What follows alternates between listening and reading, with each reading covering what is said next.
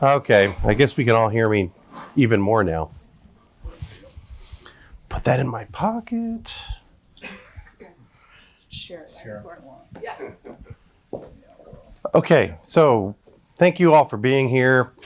This first panel, we're talking about managing water security and food security. So we've got four people here who know a lot about those topics. I'm going to start over there on the far side. Carl Evers, please introduce yourself, a little bit about yourself, and why this is interesting to you to be here today. Not just that Olivier twisted your arm and made you show up. Okay. Hi, Carl Evers. So I'm a third generation farmer in California. I work for a company that manages institutional investments up and down the West Coast. My father told me not to farm. He took me on Saturdays when I was a little kid. I fell in love with it. I thought it was the greatest thing ever, but he said, don't do it because it's going to be illegal and you need to do something else. And that is why I did it. And I realized once I started farming, the reason he told me that was because farmers were always behind the curve on managing policy. And so I made it a point in my career to always try to be involved and try to help us stay in front of that curve. And so being a participant in events like this is important, and that's one of the reasons I am here, besides Olivier twisting my arm. Cannon? Good morning, everybody. Great to be here. My name's Cannon Michael. I'm a sixth generation, since we're doing the generation thing, a sixth generation California farmer. So dating back into the 1850s when my third great grandfather came here, and we've been essentially farming the same piece of property for about a little over 160 years. So when it comes to thoughts about sustainability and longevity, I think we have a lens that we look through that's a little different than some, but I respect any farmer from a first generation to a however many, because it's not an easy business. And I think, as was illustrated in Daniel's talk, there's a lot of challenges that we're facing, and all, aside from climate, there's a lot of other things. But we are a very diversified farm. We weren't when I got there. I've transitioned us to we do both organic and conventional crops. We do mostly annual crops, a lot of tomatoes, watermelons and cantaloupes, and honeydew melons, sweet corn, carrots, garlic, onions, high quality extra long staple cotton. I can go on, but I won't do it too much. We do have some pistachios and some almonds, but it's a very small part of what we do. I'm fortunate to be supported by a really excellent team of folks, which allows me to have time to come do things like this, but it also lets me serve in some positions on water related policy organizations. So I am the president of our local water district, which is called San Luis Canal Company. I also serve on the Exchange Contractors Water Authority Board, and I'm the chairman of the San Luis and Delta Mendota Water Authority, which you probably never heard of, but actually sort of an interesting 27-member joint power authority. We have Valley Water, which is Santa Clara, so Silicon Valley, which I know has connections to probably everybody with technology. So supply over 2 million residents with water from our system that we operate, and then also have the Grasslands Wildlife Management Area, which is the second largest contiguous wetlands in the United States, which right now is teeming with amazing migratory birds coming down, from Alaska on their journeys to, warmer conditions, even though it's winter, but they're coming on the winter migration. So, and then also, so we've got the urban and the ag folks, urban and environment, and we have agriculture in terms of a number of water districts that represent over 1.2 million acres of farmland, so large and small water districts. So urban ag and the environment, 19 board members that I have to shepherd and herd, but certainly think that policy-wise in California, you need to represent the different user groups that are out there, and so it's an interesting challenge to manage that, but it's certainly effective when we can be all on the same page. So I'll pass on to Don. Well, good morning, Don Cameron. I farm in Fresno County, first generation farmer, and we have very similar tastes in crops. We have 20 to 25 different crops on the farm. I made a conscious effort I think it was around 2006, to get away from the some of the commodity crops that we were growing at the time and get into specialty crops. We'd been growing canning tomatoes since about 93, but we really started expanding in the around 2008, 9, 10, and brought in currently 20, 25 different crops that we grow. We also do conventional, we also do organic. My interest has been in groundwater recharge. We started taking floodwater from the King River. I hate to tell you guys how long ago that was, but it was like 1983. We had a big flood year, and we started taking floodwater and capturing and using it and shutting the wells off. And in 2011, we got a little bit of funding, and we actually brought floodwater on the farm, flooded wine grapes for probably 5 months straight, and proved that we could actually do groundwater recharge in growing crops. We've continued. We put a big project together. We got some DWR funding, and we built a series of about 5 miles of canal lift stations. Took 8 years from start to finish. I got to where patience was one of my qualities. But we did get it put together, and last year we ran the project for the first time, and we took almost 19,000 acre feet of water from the North Fork of the King River for groundwater recharge, either direct or in lieu. It's not inexpensive to do. We put probably over $1 million into getting that water on farm, but the return wasn't bad because we actually increased water level tables, the groundwater table, by 15 to 20 feet, which cut down on our power cost for the future because we didn't have to pump it from as deep a layer. So we've expanded the project. That was phase 1. We're looking at phase 2, adding another 13 miles of canal to our neighbors and bringing in another 30,000 acres. We designed the project to be big, to take big gulps when the floods came. And like I say, I'm involved in several other organizations and also president of Food and Ag Board in California. I'll pass it on. Well, I'm just Kevin, first generation agriculture technology employee, a little different than the rest of the panel here. At Ag Monitor, I'm a program director here. I run our different ESG projects and professional service projects along with customer success. And I actually graduated from UCSB, the Wren School over there about 8 years ago, specializing in renewable energy and life cycle assessment. And I have worked with Ag Monitor and these 3 people here on the panel to do various different water projects over the years. So excited to talk about it. Great. And just real quick, Olivier mentioned, that I'm also a farmer. I teach entrepreneurship at Cal Poly. I can't say I'm a 3rd generation farmer, Carl, because the son-in-law only counts for half. So I'm the 2.5 generation. I'm a miserable failure because the son isn't doing it. The son-in-law is instead. And I also work with institutional investors on investing in large-scale agricultural projects around the globe. So I just wanted to set the stage a little bit. There we go. So we mentioned it earlier, California is warming. That's the statewide average temperatures from 1895 until 2023. I am pretty good at reading graphs. That's up and to the right. So we know that's happening. It puts pressure and it puts capital at risk. So this is a big deal. It's not something we can ignore any longer. It has impacts. This is agricultural water demand in the San Joaquin Valley from 1998 to 2020. You can see our high water mark, pun completely intended, 2012 when we had 19.8. The green is irrigated agriculture. Million acre feet used. We're down to 16.5 in 2020, which is the most recent data that I could get from the DWR. There's reasons for that, and some of it has to do with changing cropping patterns. Some of it has to do with just things in the world being different and not being available. So demand and use, sometimes supply and demand go hand in hand. Water supply issues, droughts are becoming more frequent and more severe. This is the drought index from 1895 to 2023.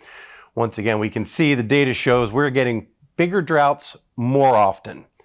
That's a problem. And Don was talking about how do I store in times of great abundance of flood times, et cetera, how do I store for those times I don't have it? That's really critically important. But that has led to, in 2022, about 300,000 acres. That has actually hectares. So I put it in hectares for an international audience originally, were fallowed. That's a lot of productive land that isn't growing food for a growing global population. Water supply, we talked about droughts are more often and more severe, but what does it do to the snowpack? Our biggest reservoir in California is the Sierra Nevada mountains. That's our biggest reservoir. And when we don't have significant snowpack up there, all the surface water storage in the world isn't going to help us. All the groundwater banking in the world, it's tough. We are short on water when we don't have a good snowpack. Also, we're changing precipitation patterns and runoff patterns. We hear the term atmospheric river, Pineapple Express. It's something we all know about now. 10 years ago, only those of us in farming pretty much knew what that was. But that changes when and where precipitation falls. More of it falls as rain, less of it falls as snow. And when we get those warmer things, we melt the snow into runoff and have, large-scale runoff events. And it happens earlier in the season when there's not quite as much demand for water because it's not August and 112 in Fresno. So we have water coming through our systems with the timing a little different. And groundwater. We've all heard about groundwater in California. You heard Don talk about what he's done. But, we have regulation. The aquifers in the Central Valley are overdrawn. Period. End of story. We can't say they're not, and we did it. We have to look at ourselves and say we did it. We can't point to somebody else. We farmed it. We pulled the water out of the ground. Now we have to deal with it. And, we talk about an overdraft at 2 million acre feet a year at its high point. That's a lot of water. So we have less water. Little known fact, we have lower quality water. As your water table goes down, more particulate matter, more nitrates, more salts. It's just not so good for the trees when you put it on there or any other plant. Sorry, for those of you who grow those tomatoes. And it increases your CapEx. You got to dig deeper. Your wells burn out more quickly. We put more money into putting in groundwater systems in place in the last 5 years than we did in the previous 50. So it's a big deal. And then, of course, to solve that, there's regulation. So we've all heard about SGMA, and 27, as of December 2023, I don't know what it is now, but 27 of the 43 SGMA subbasins within the San Joaquin Valley had their groundwater management plans were deemed inadequate. So in other words, they haven't even gotten their plans in place as of last December. Where they're at today, I'm not sure how many of them. I know mine still is considered inadequate. The groundwater basin that I'm in, the East Cahuilla, is my main one. But we know what that means. It means uncertainty. We know groundwater usage is going to be curtailed, but we don't know by how much yet. We don't know how much it's going to be curtailed by regulation, and we also don't know how much it's going to be curtailed by Mother Nature. So we have uncertainty in water supply that growing permanent crops is a problem, because permanent crop particularly, we know how much a tree needs to get through the season and produce an orange or a nectarine or grapes. And folks who have annual crops, same thing, but you just have to take it in terms of, well, I'm going to plant this many acres instead of that many acres because I have that much water. But you're going to make your planting decisions earlier than you probably know how much water you have. And that's a struggle. So I kind of wanted to just set the stage a little bit about where we're at. This is just some predictions about how many acres or hectares actually may be fallowed under different scenarios. You're talking hundreds of thousands of acres, of productive acres that may need to be fallowed because of water issues specifically. So that, once again, that's acreage that could be growing food for a population on the planet that is growing and is not. And one of the most economically and horticulturally valuable places on the planet, the Central Valley of California. Okay, that's Eric. I can turn this off. Just leave that up there. All right. So we've laid the groundwork a little bit about why water and food intersect each other and why this is important. So the first question I want these folks to answer is, how do you define water security? We talk about water security, but what does it mean? We'll start with Kevin. Yeah, and then you guys just jump in. By the way, I want this panel, please, to jump in on top of each other, argue, debate, interrupt, be interactive, and same goes for you folks. Be nice, Don. No punches. Water security.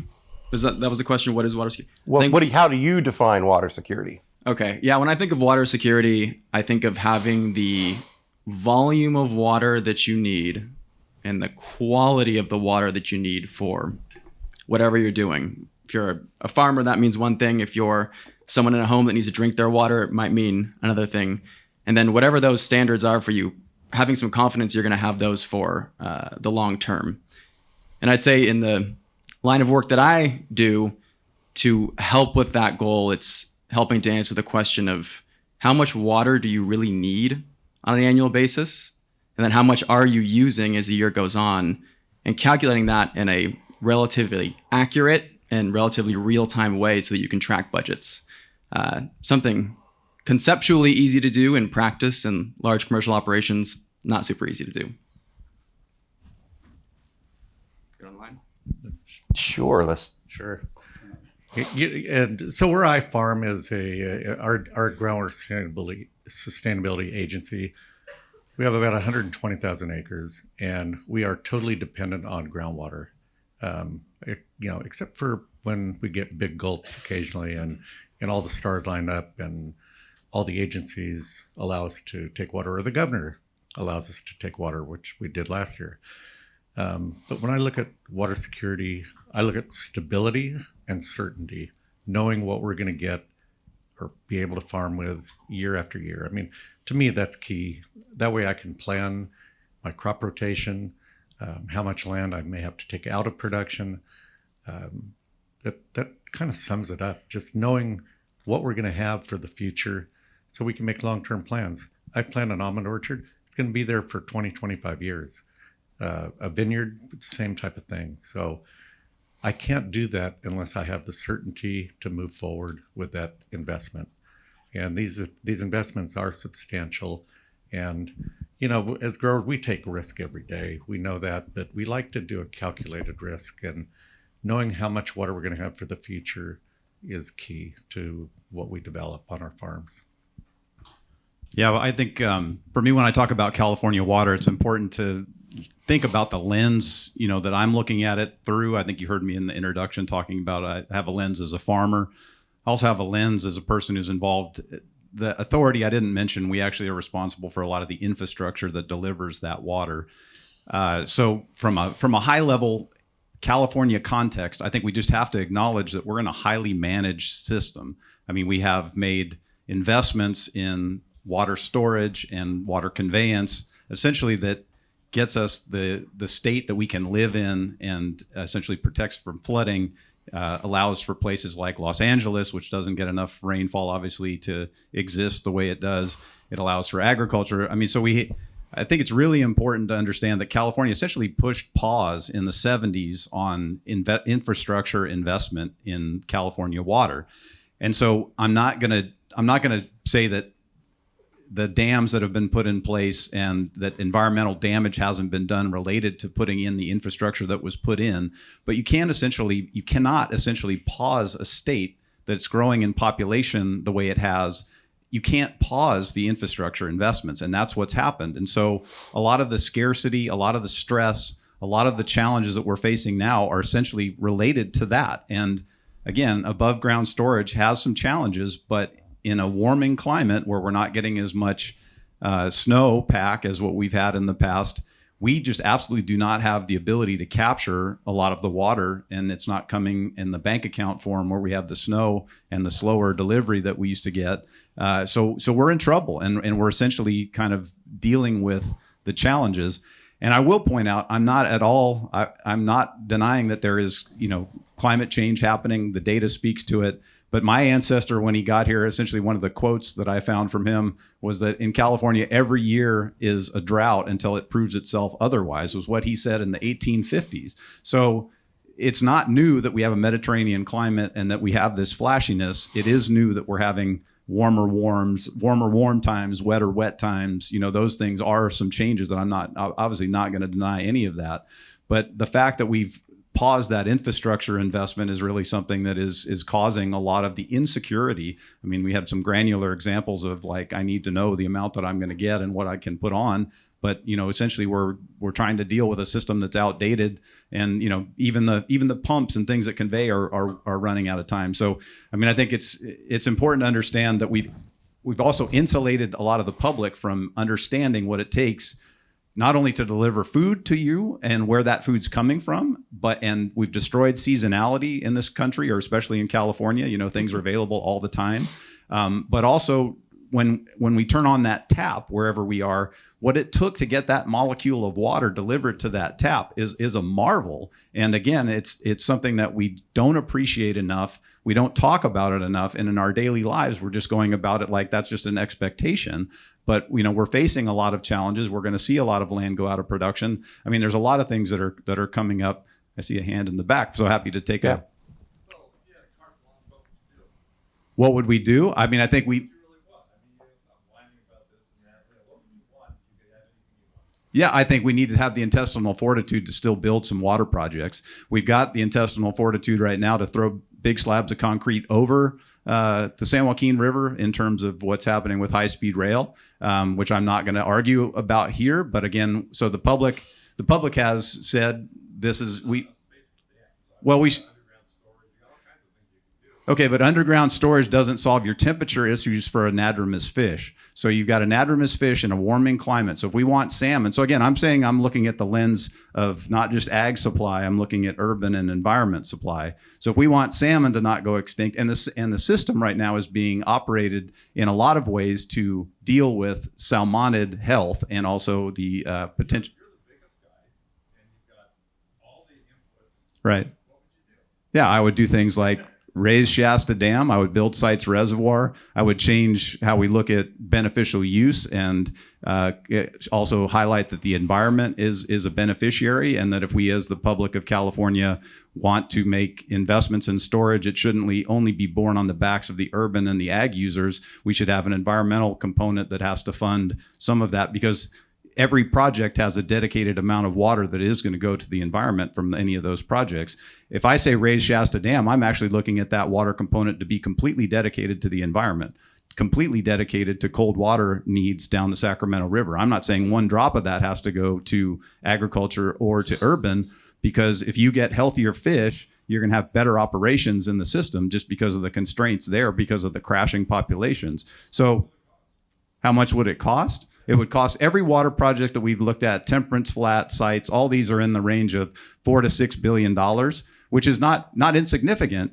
But yet I would highlight high-speed rail. The price tag on that has gone to what, 100 billion plus. So moving faster between San Francisco and Los Angeles may be something that we want to lead the world on. I mean, that's fine. I'm not going to argue that.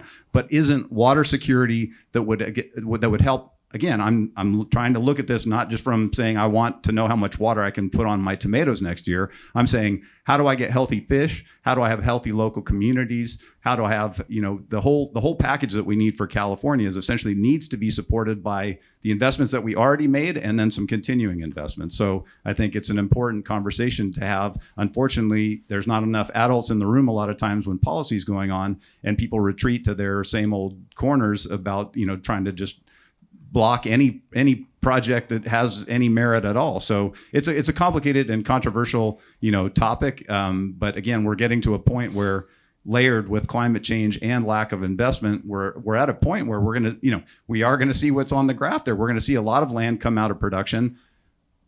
on that side, I would say actually some land's come into production that should go out of production. I mean, there was a lot of unsustainable behavior that's gone on. So I'm an agriculturalist, but I'm not just a complete like apologist and think that everything that's happened is sustainable, because it's not. But again, so I don't want to take the whole time. I want to pass it to Carl, but it's a great conversation. So I appreciate it. Yeah, and I want to come back to this topic in a little bit when we talk a bit more about supply and demand, because one of the things Cannon brought up is really important, which is if you raise the level of Shasta Dam, you can reoperate the dam, meaning you can actually use the water coming out of it to pump cold water down the river for salmonid species. And by the way, it also gives stability and security to other water users, urban and not. So and I used to, for many years ago, work for a water nonprofit. And one of the things that we learned was filled with hydrologists. And one of the things we learned is that the folks that operate dams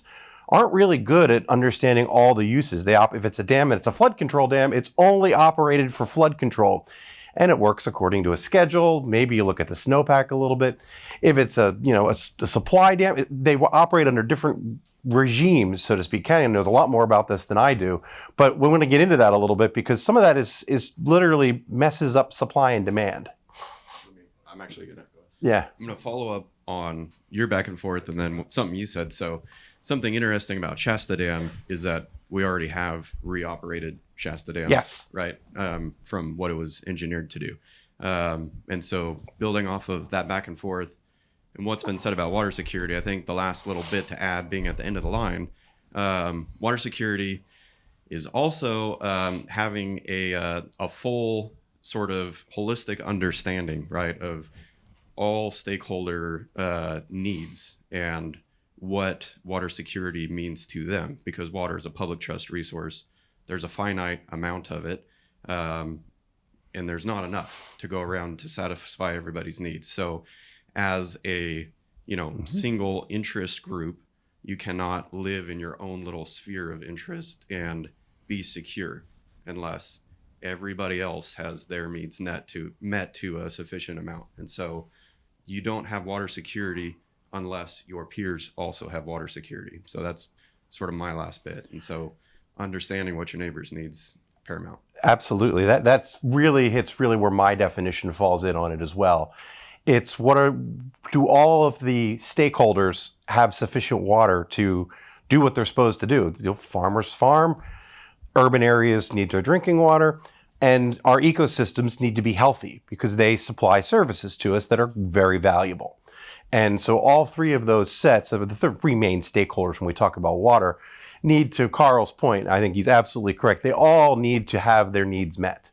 And that is what water security means to me anyway. So kind of question? Yes, sir. Just as a matter of information, I'm wearing two hats today. One is board member on Montecito Water District, and what security meant to us was a 50-year contract with the city of Santa Barbara for 40% of our water coming from their desal plant. That, to me, is the only source of water that's not dependent on rainfall. I'm representing the other hat is a company called Seawell, which is a Santa Barbara company building offshore desalination in the form of a buoy. Each buoy represents about 1 million gallons a day. Just as an example, we're proposing a 3-buoy system for Vandenberg Space Force Base, which represents offsetting 5,500 acre feet of state water that could literally go inland to the farmers without any infrastructure or any other storage. So the bigger storage, from Jeffrey's point earlier, it's not the snowpack. The biggest reservoir goes from our shoreline to Japan, and that's not dependent on rain. And it's stormwater capture, wastewater flows, and that's all the ocean is. It's stormwater capture without having to build a reservoir. So we're The cost of an acre foot for that source. It's between $3,000 to $4,000 an acre foot, but here's the point: farmers can't afford that, but they can afford to buy the water that gets freed up from bringing water into the base and so on. And we're doing that right now at Montecito Water District. We're dealing with a farming agency in the Kern County area to buy our 3,300 acre feet that'll go inland to the farmers, and it'll offset our cost of desal to some extent, not dollar for dollar. So that brings up an interesting. So the brings up an interesting conversation we're going to hopefully get to, which is the role of innovation in solving this problem, and you're leading right into it. But before we get there, I want to follow on down the road a little bit of climate change. So I want to hear from these folks and you out there, how is climate change which impacting your business today? Excuse me. We've all thought about it. Well, how's it going to impact me in the future? How's it going to impact me in the future? It's impacting all the farmers today. So I want to hear a little bit more about how it's impacting you today, particularly around water. Anybody goes.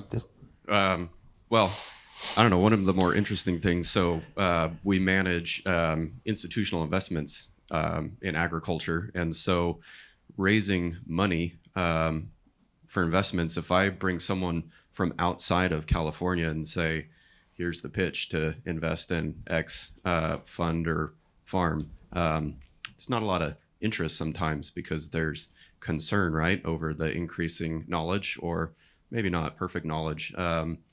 But it's scary, right? So that's a pretty big impact, right? It Huge. affects our business. So that's an easy one just outside of the regular day-to-day farming. But, you can talk about that. Yeah, I mentioned the length of time we've been on the land at our place, and so to continue with controversial topics, so we also are senior water rights holder, pre-1914 rights, diversions off the San Joaquin River. But so while we do get more reliable surface water supplies than a lot of other people, that hasn't stopped us from making huge investments in water efficiency. So over 80% of our farm is irrigated with drip irrigation. All the power demand for that irrigation is offset with solar energy. So we've done a lot to become resilient in that respect. We've also shifted a lot of our crop type. A few years ago, just back even to 2016, before 2016, we were essentially all just summer demand crops. I made the decision to change about 20% of our acres or more every year to what we call winter crops, which would be the carrots and the garlic and the onions. So we're planting those crops starting here pretty soon, and all their water demand will be off essentially by May, June at the latest.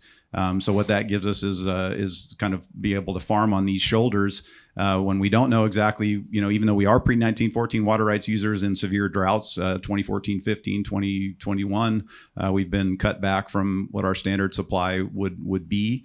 So we have faced severe cuts, from what we normally would get. So again, having some crops that grow in these shoulder months when we do get water, like for this year, we followed all our carrots up with sweet corn. So we were able to get 2 crops in, but if there's not enough water, we of course don't need to do that. We can hold back and not farm anything in the summer months on those fields. So again, we're adapting to working in the natural world. You see the changes every day. We had the hottest high temperatures in July ever this year, impacted a lot of our crops and having some poor yield results on some crops and things. And so seeing different kinds of pest pressures. So yeah, it's high on the minds of all of us, but I think we're all trying to adapt and shift and make, big investments, and none of these things are cheap. And, drip irrigation, I think, gets a lot of press, and why don't farmers just all put it in? If you go ask our friends at Audubon and some of these other NGO groups that take care of a lot of terrestrial or avian species, having all the water underground is not a good thing. There's actually a huge benefit. I said, we're adjacent to the wetlands areas. We get a lot of spillover from not only birds, but a lot of the terrestrial critters that are wandering around. And so certainly having some inefficient irrigation, even though I think flood irrigation is something we spend a lot of money making efficient, having water above ground is also a big benefit. But anyway, we're responding to climate as best we can. But there were things we just absolutely couldn't do to deal with some of these hot temperatures. So doing our best. Yep, we've pretty much done. I think Ken and I are kind of the forefront to a lot of these innovations that are coming along. You know, we put solar in, I don't know, 10, 12 years ago. We have 2 megawatts, and that's to help offset our pumping. And it was a great decision when you look back on it. But what we're seeing is issues with the crops we're growing during the summer. You know, the last 10 years, we had 3 years of flooding, and we've had 10 years of drought. So we're seeing more extremes, and that does affect our crops. In 2013, the state really didn't have a pistachio crop because we didn't have the winter chilling.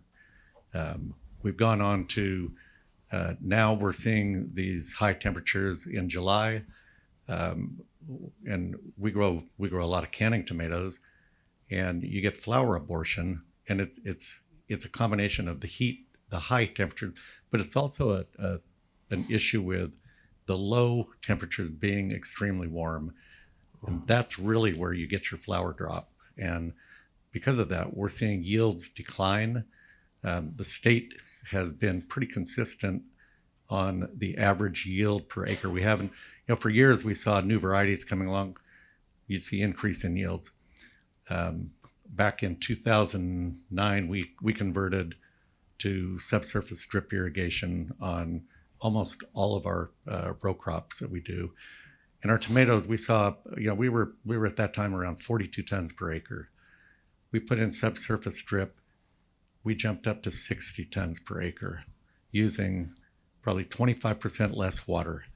I mean, it was amazing to really see the difference, and it brought out uniformity, it brought out higher quality.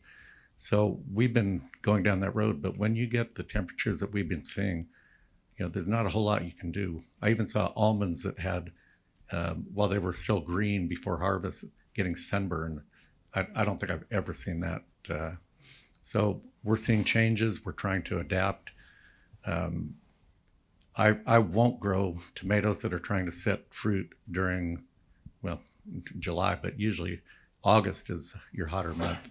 We've shifted over to earlier varieties, earlier plantings, trying to avoid some of these hot periods. Our carrots that go into July just get decimated. You try to keep enough water on them to keep them happy, and you end up getting rot. So you try to shift into different time slots.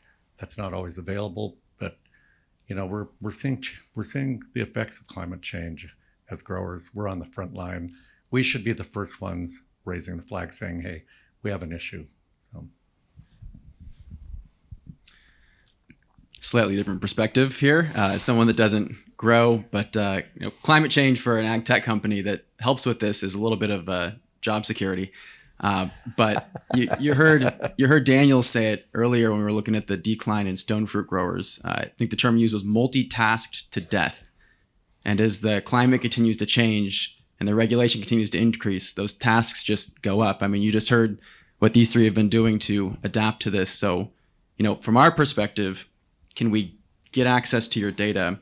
Can we use AI, machine learning, and advanced technologies to take some of the work out of those and provide decision support tools? You were going to make those decisions because you guys know best, but can we take some of the work out of those decisions, and then once you make those decisions, help you understand what was the impact in terms of my energy efficiency, my water efficiency, my overall cost? And it doesn't solve the problem, but it helps with adaptation, which is essential. So there's a presentation that I've put up. These slides are part of it, and the title of it is Move, Adapt, or Die. And what we just heard were some really good examples of adaptation, but also move. What do I mean when I say move? Well, if you move by changing your crop, I didn't used to grow this, but it's too hot for me to grow what I want to grow now, so I'm going to grow that instead. Well, that also means you have opportunity. So right now there's experiments going on with almonds in Idaho, processing tomatoes in the Columbia Basin of Washington. So when we think about things like that, we as farmers, we can't pick our acre of land up and move it to a more climatically habitable place for our whatever we're growing. We have to adapt because we can't move. Well, a big institutional investor could over time, reallocate money and move their portfolio from more here to more there, et cetera. But a family farmer like myself or these folks, we have what we have. Now, in annual crops, I'm a little jealous because you actually have the ability to do much more quick adaptation. It's not, you can change your cropping patterns over a course of 5 or 6 years, right? Yeah, the problem is there's only so many contracts. There's Exactly. you got expectations from partners. I mean, you've got investments in your own upstream infrastructure. I mean, there's only so much you can shift away. You've got huge investments in machinery that's specialized for crops that we have to harvest. I mean, it's a capital intensive business, and you can't just be that nimble. It isn't as simple as pick this, pick that, or I'm going to get as much. I can't grow as many tomatoes as I want every year. So. Right where I wanted it to go is right there. Well, and for every opportunity that Cannon and Don have to adapt in the right direction, they have an opportunity to get it catastrophically wrong and Bingo. lose the business. Absolutely. There's a lot of risk involved in what we do and as we change. I mean, we usually, if we try something new, we try on a smaller acreage.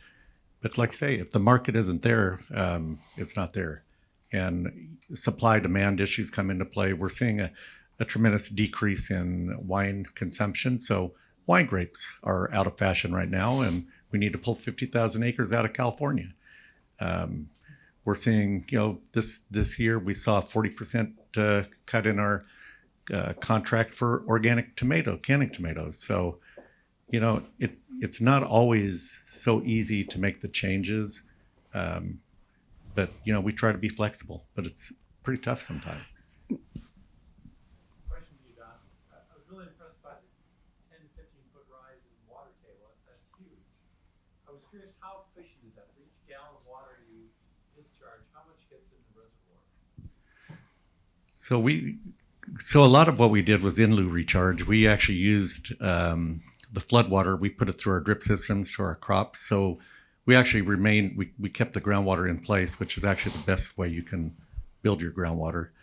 But we put under these basins that we farm in dry years, we flood in wet years. Gallon for gallon, I don't have the number, but your porosity, you're probably 15% water in your subsurface, 12 to 15%. It's difficult because we also have inflow from other regions. So, but this was year over year. It was 15 feet in one area, 20 feet in another. So to follow up on that, we actually have a smaller recharge basin that we put in on one of our farms. We knocked over some oranges that were old and needed to get knocked over, and it was a wet year. So we said, well, let's just flood this thing. We put a little berm up. Let's just flood this thing, take some groundwater credits and see what we get. Working with the groundwater agency, we got 9 out of every 10 acre feet accredited to us. About 1 acre feet they took away from us in our instance. So we just say it was 90% efficiency. Now what we didn't know is actually, what did we lose versus in evaporation? Probably not a lot, considering the time of year you're putting it on. There's no demand because there's no trees on that spot.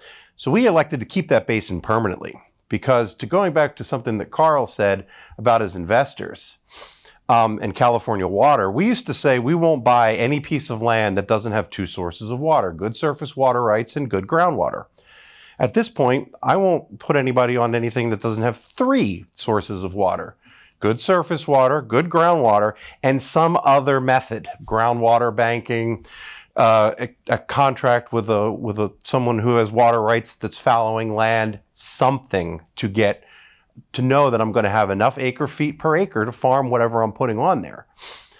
So it's changed. The risk reward mindset has changed on those things. Now, some of the stuff that I've got, I can't do that on because I don't have an opportunity for a third. But I put a third source. But if I put it on a few others, then I can start to move around. But then we get to something I want to talk about later, which is regulation. But well, and right along with that, we've seen land values do substantially. There are big changes in values, and it's all due to water availability and water reliability. And some areas that don't have the water, or more than one water source, they've probably declined over 50% in value. So that puts a grower at a disadvantage when he's trying to do maybe borrow money for infrastructure improvements. It just snowballs. So water is the key. Carl, you look like you wanted to say something. Okay, it's kind of cheesy. So my dad told me this piece of advice when I was getting into this business, and you're picking out land investments, you're doing due diligence. It's really simple. Without water, it's just dirt. So So true. Yeah. Yeah. There were two plots that you guys brought up earlier. One about the amount of ag ground is decreasing, and also the water consumption is also responsible to ag is also decreasing as well. What about the average consumption of water per acre? Like if you look roughly at those numbers, it looks like that is increasing. But I guess there's been this focus now on water efficiency and stuff. So do you have any understanding of what's happening on an acre level about kind of the average consumption? Okay, sorry. How about it depends? So now that we have more available public data on evapotranspiration use, I think it's easier to see the picture. But Jeff put up the charts on the more frequent and sort of deeper drought cycles. And the amount of water consumed has a lot to do with rainfall and heat units, et cetera. So if you have a section of land and the effective rainfall one year was 13 inches and the rainfall the next year was 4, you're going to have 12 more inches or 10 more inches additional demand on that hotter drought year than you will the year before. So you're going to see some of these shifts have a lot to do with heat and drought. And then I think the general decline in water consumption has to do with implementation of the Sustainable Groundwater Management Act and commodity prices sort of being depressed in the more recent times. I mean, I would just say, like, from a farmer's perspective, there's absolutely no benefit to using more water than a crop needs. Delivering the right amount of water at the right time is the right practice.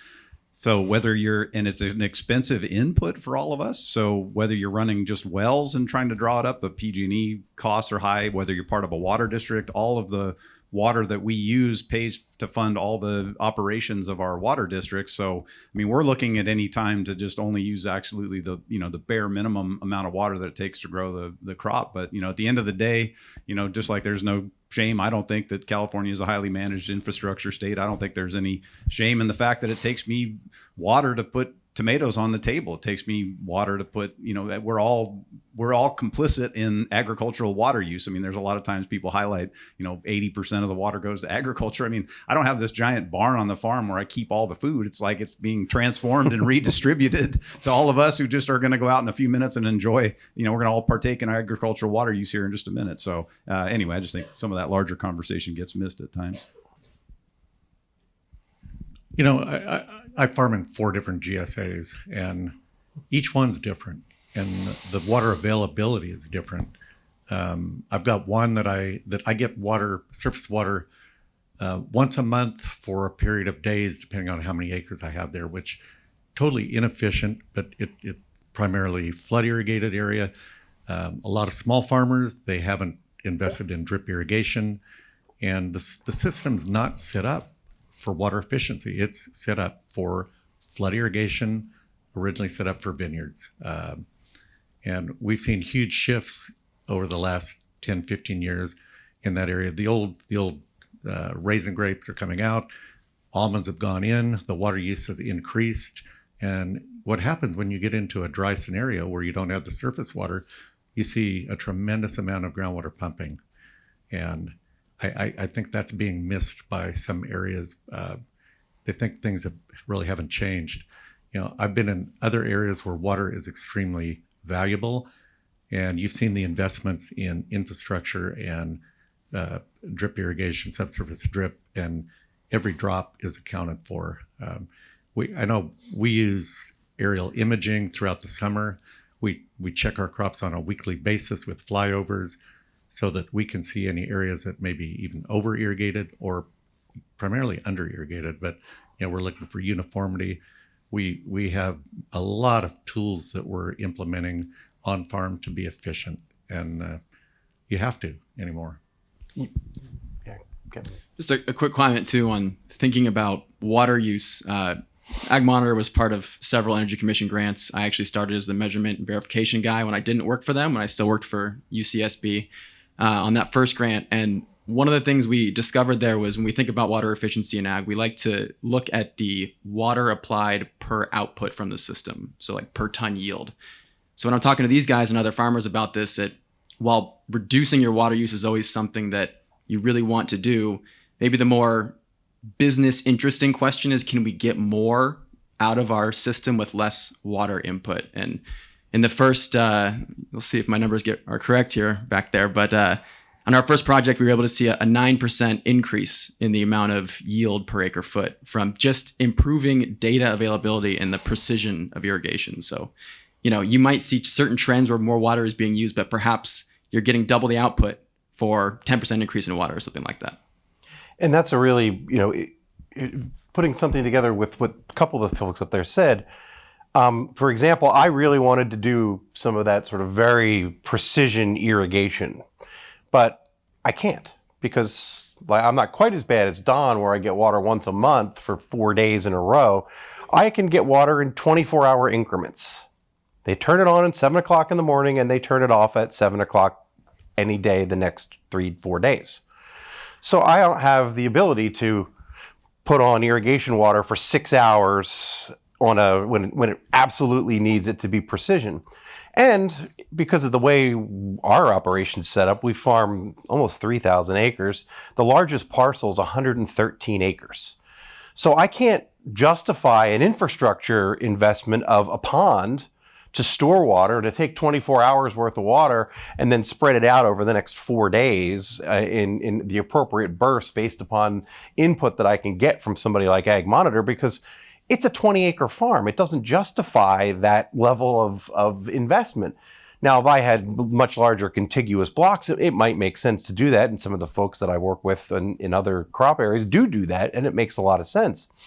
But some of this is just simply down to, well, that's the way the district operates. We turn it on in the morning, we turn it off the next morning. Like it, don't like it, tough luck. We're not changing.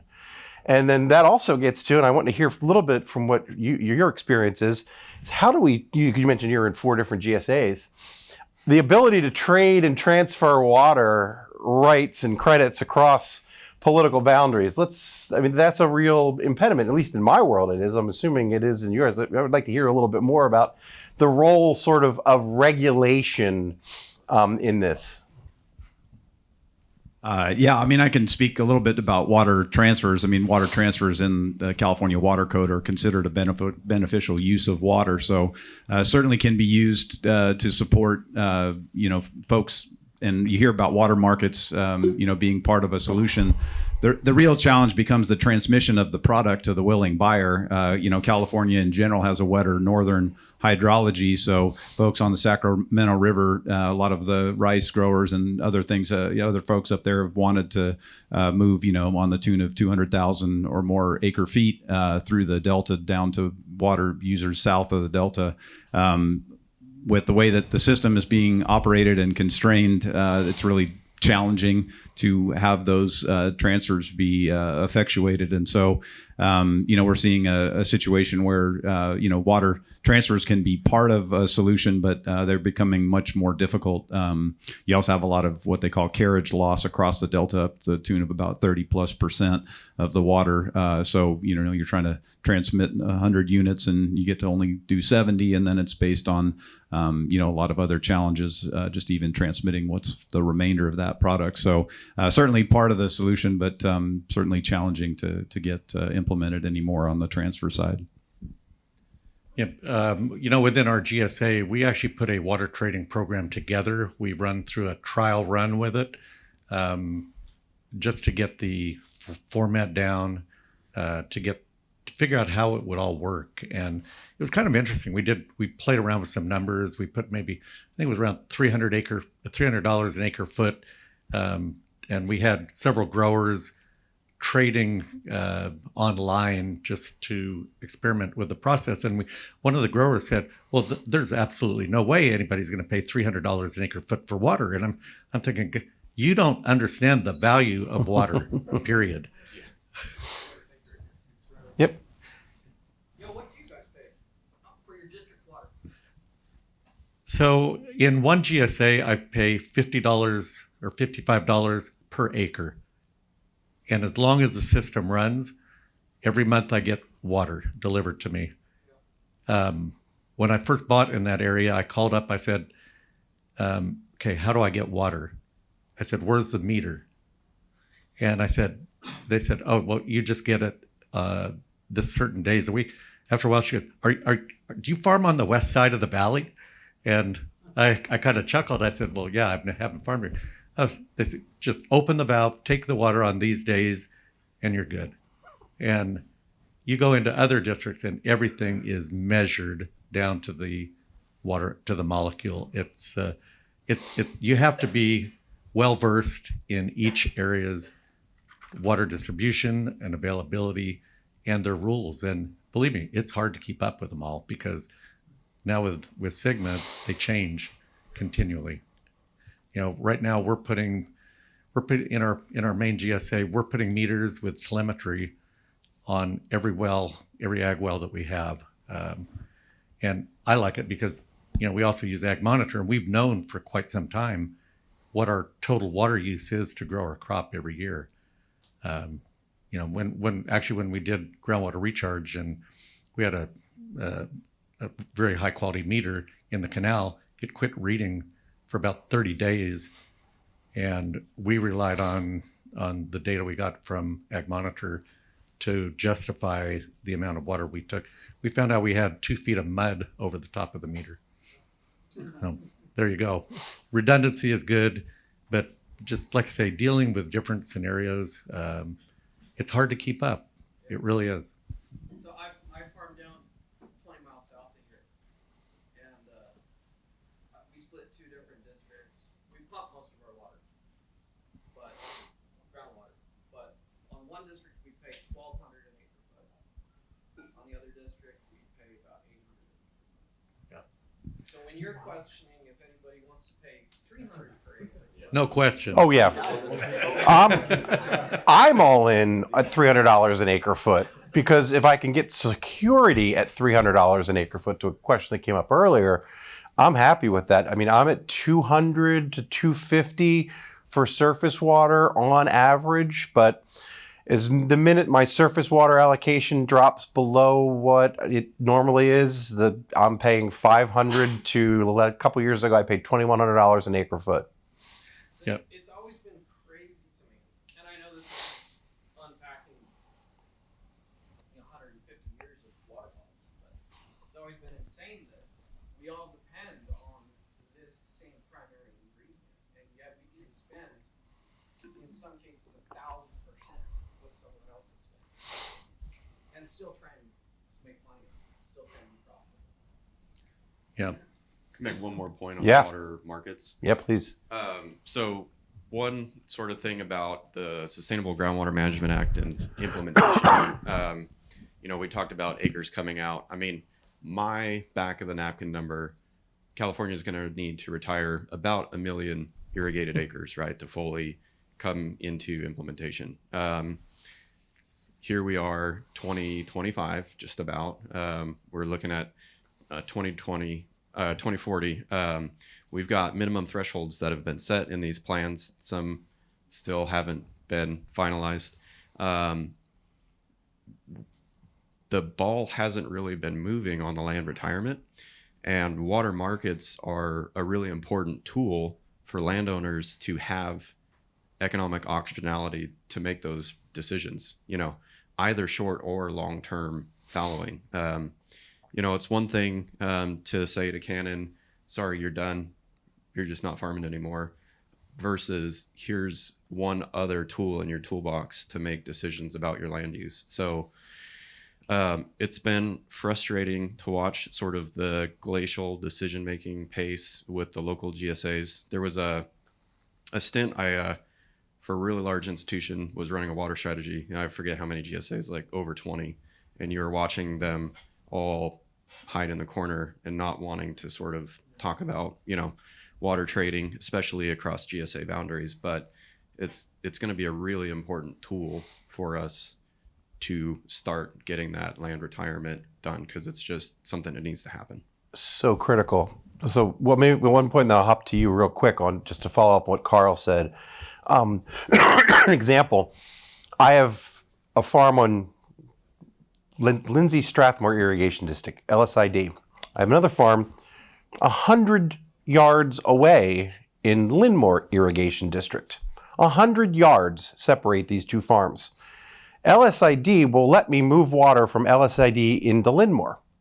Linmore will not let me move water from Linmore into LSID. It's my own water. They're my own farms. The folks that manage Linmore say, no. Every drop that we're allocated is getting put to work in our district. Folks in LSID say, hey, if you're going to use it there and not here, it's getting put to work. We're happy. So just that's a simple example of where just regulation that prevents some common sense things. Sorry, go ahead. It's just so question or a point that you just brought up about trading water across GSA. So this is a question coming from somebody who knows very little about water management. I can understand the GSA. When it comes to transporting across the GSA, I can't imagine there's like massive trucks transporting tens of thousands of gallons of water. Is that how it works? No, this is all on paper, right? So you're talking about safe yield or sustainable yield. And once you're in a situation what I'm talking about is groundwater trading. You can also talk about surface water, and then you're just, I don't know. It can get so complicated. I shouldn't go there. You could run it down a ditch and have it come out a different gate, or you can do an exchange on paper. Something that can be done across It can absolutely be done. Sometimes it is done illegally anyways. And it's just whether or not there's a willingness to do it. Obviously, sometimes there are reasons that it shouldn't be done. But I think my point is there's sort of more hesitation and sheepishness on doing it just for the fear of the unknown or the fear of change. And that's holding us back from making progress. And yeah, we in our GSA, we actually put in a export policy that says if you take water out of our GSA, you're either going to have to replace it, or you're going to have to pay the GSA a fee for that water that was left, so that they can go out, purchase water, and bring it in. And we currently have a lawsuit going based on our water policy. Our water policy has been already proven, but it's already been judged to be effective. But it has to do with a well field that's within our GSA exporting water to another GSA. So I want to get into all the detail, but yeah, it's a difficult situation. Olivier showed that duck curve in Bell, that was more expensive to pump, 6 to 10 p.m. at night. I was curious, how many of you actually have controllers that allow you to do that? I mean, I'm at a well and my controller just turns on when the water's down. It doesn't, synchronize the time. Are you pretty much already implementing so it doesn't happen? The related question for Kevin is, Egg Monitor monitors, does it also control and optimize times for using water? Pumping water. For us, it's yes, where we can. There was already sort of mentioned certain districts just say you get 24-hour ditch runs. So if you shut off the pump, you're in big trouble. So in those situations, you pay your peak use penalties and that's it, or you choose a tariff that's less punitive. But in other situations, if you're on a well or a more flexible district, or you have a reservoir, then yeah, we do it. Yeah, I would also just say that it's the districts are really the kind of the driver of some of what can be possible. I mean, we're farming in an area where it was all flood irrigation at one point. So essentially in flood irrigation, we were asking for a block of water to put across, let's say 100 acres. It would take us a week. Now we're asking for for 800 acres, we're asking water for 12 hours. And so, and we're giving it back. So there's this, and we also just don't have water that's on demand if we were just, turning on a well. So there's a lot of to technology improvements that are made on farms. It actually takes a lot of investment to modernize these districts to be able to actually implement a lot of the technological solutions that are out there. So we are doing, more forecasting and controls where we can. But again, it's sort of to Carl's point, it's like where it's possible, we're doing as much as possible to stay out of peak demand and do that kind of an ag monitor has been helpful with us to be able to do things like that. But some of these things are just very difficult to implement just because of the infrastructure that's in place within these districts. Yep. I'll talk about two different things real quick. One, where we've got essentially surface water at $55 per acre, not per acre foot. I've been trying to get change, and what I get back is there's a lot of small growers. They can't afford to pay for this kind of change, and so it probably won't happen until they sell out, and larger growers essentially are in that region and understand how to why they need the change, and we'll help fund that. On our own farm, where we're farming in a GSA that's groundwater only, we are implementing a automation policy and project on farm to where we finally got high-speed internet. I mean, believe me, you need both to make this thing work. But we're implementing LoRaWAN. We're putting in mobile valves with little solar powered batteries on them, and we are scheduling fields so that we don't have somebody out in the field opening and closing valves on 32 tomato fields every few hours. So, because we know that they're not accurate. They can't be everywhere at the same time. So with automation, we think we're going to save even more water as we move forward. And so right now we've got about 8 fields under automation like this. And it's not cheap. Takes time, takes money, and it takes understanding to put it all together. And I swore I turned my phone off. And we're at our time here. So, I mean, we've got phones ringing and alarms going off. I think, if we could just have one kind of quick closing comment from everybody, we'll be out of here. We'll be out of your hair. What was your phrase? Move, adapt, or die? Move, adapt, or die. Can I just use that for my closing statement? You can. I mean, move, adapt, or die. But I think, keep your head up and look around and listen to your neighbors, because you can't move, adapt, or die successfully in your own little bubble. You're just going to die. So, look around. I would just say thanks for the time today, and just encourage everybody. I'm a shameless plug here. I'm a director of the Water Education Foundation. If you haven't been on one of their tours, they're highly, highly worth it. So if you want to open your lens of viewpoint, it's a very valuable way to do that. They also have a great water leaders program. My mentee happens to be here, and so it's another great for any folks who want to take that to the next level. I think that's a great opportunity. So Water Education Foundation, check it out. It's a great way to learn more about the resource. I'd say, you need to get involved. You need to get involved in policy. I was probably the last one who would ever want to talk to a politician or one of the regulators. And I find that is a very good way to go. Get consensus and try to move the needle. We work with Sustainable Conservation. They're big proponents in what we're doing and in doing basin-wide studies so that we can know when and where we can capture water when it's available, move it on farm, and get it in the ground. I mean, I think we all need to work together, and we need to break down some of the barriers that we have. We have a lot of little kingdoms out there that tend to want to be isolated and do it the same way they've done it for 100 years. It's time to make the change. I think this space is one of the most interesting to work in, because there are these solutions that seem clear from a science point of view you might learn in school, and you start to talk to some of these guys and you realize, oh, it's very difficult to do these.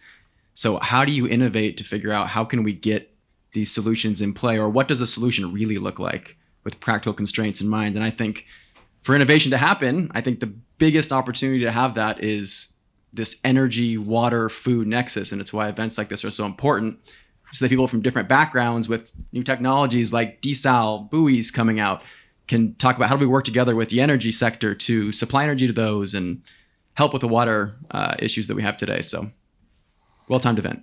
Great. And thank you very much, everyone. Thanks again, Jeff. Oh, you're welcome.